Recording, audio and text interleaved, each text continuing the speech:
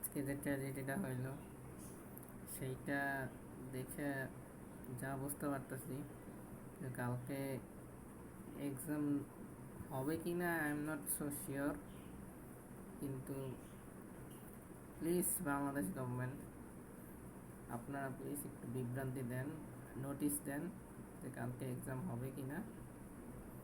আর আপনারা শোক পালন করে কী করবেন এটা আমরা বুঝলেন, কী বা করবেন।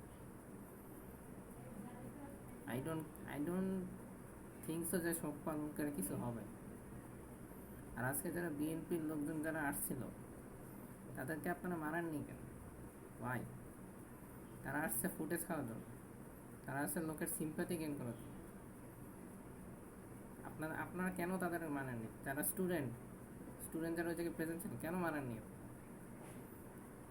মারা উচিত ছিল আসলে।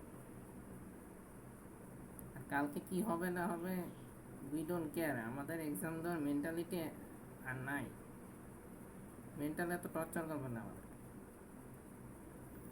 আর এক্সাম হলে হবে কি হবে না এটা নোটিশে দেওয়া উচিত আপনাদের। আর please don't spread misinformation through Facebook.